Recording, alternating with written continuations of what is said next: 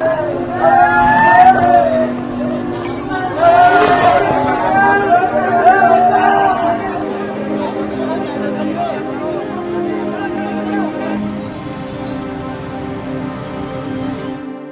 की जाकिर कॉलोनी, लोगों की ठीक ठाक आबादी होने के बाद भी पसरा हुआ सन्नाटा। महिलाओं और बच्चों के चेहरे पर ऐसे भाव जैसे सब कुछ खत्म हो गया हो। उत्तर प्रदेश के मेरठ में शनिवार को एक भीषण हादसा हुआ। 3 मंजिला मकान भरभरा कर गिर पड़ा और एक ही परिवार के 10 लोग मौत के आगोश में समा गए। जी हाँ, एक ही परिवार के 10 लोग इस हादसे का शिकार हो गए और परिवार ही नहीं बल्कि पूरे इलाके में मातम पसर गया। परिवार का रो रो कर बुरा हाल है और उनके साथ लोग उन्हें सांत्वना देने के लिए खड़े हैं। ये घटना मेरठ के जाकिर कॉलोनी में हुई, जिसके बाद घटनास्थल को देखकर हर कोई हैरान है। इस तस्वीर को देखिए। इन 10 लोगों की अंतिम यात्रा में ऐसा लग रहा है मानो पूरा मेरठ साथ चल रहा हो। बीच में 4 कंधों पर जाते हुए इन शवों के साथ मेरठ के हजारों लोग आखिरी सफर में शामिल हुए।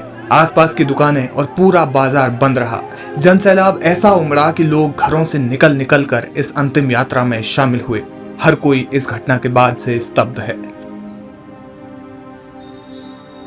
आपको बता दें कि जाकिर कॉलोनी में करीब 5 दशक पुराना एक मकान जमींदोज हो गया और 10 जिंदगियों को भी अपने साथ ले गया।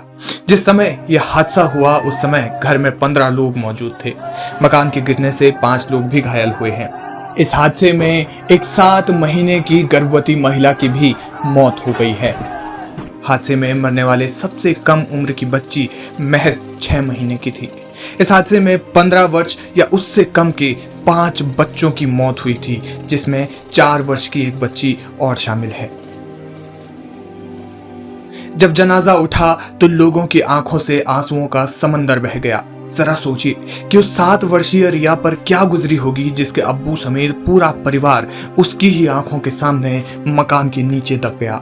7 साल की वो बच्ची जिस समय अपने घर के बाहर खेल रही थी, उसी समय मकान भरभरा कर गिर पड़ा। उसके परिवार के बारे में पूछने पर रिया रो पड़ती है और कुछ नहीं बोल पाती। रिया की अम्मी भी इस हादसे का शिकार हो गई और फिलहाल अस्पताल में भर्ती है। बताया जा रहा है कि वो जिंदगी और मौत की जंग लड़ रही है। जब घटना में मृतकों के शव पोस्टमार्टम से वापस आए तो जैसे जैसे शव घर में आते रहे, मृतकों के परिजन शवों से लिपटकर पूरी तरह फूट फूट कर रोने लगे। इसके बाद जब 10 लोगों का जनाजा उठा और जैसे जैसे जनाजा उठा, फिजाओं में मानो दर्द की वो चित्कार गूंज उठी जो शायद ही इससे पहले मेरठ ने कभी देखी हो और शायद ही मेरठ कभी देखना चाहे। शव कब्रिस्तान पहुंचे। इतने शव एक साथ कब्रिस्तान में पहली बार पहुंचे थे। उनको सुपुर्दे खाक किया गया और जैसे जैसे मृतक मिट्टी में दफन होते जा रहे थे, वैसे वैसे लोगों के चेहरे देखकर ऐसा लग रहा था मानो वे कह रहे हों कि खुदा, ऐसा दिन कभी किसी को न दिखाना।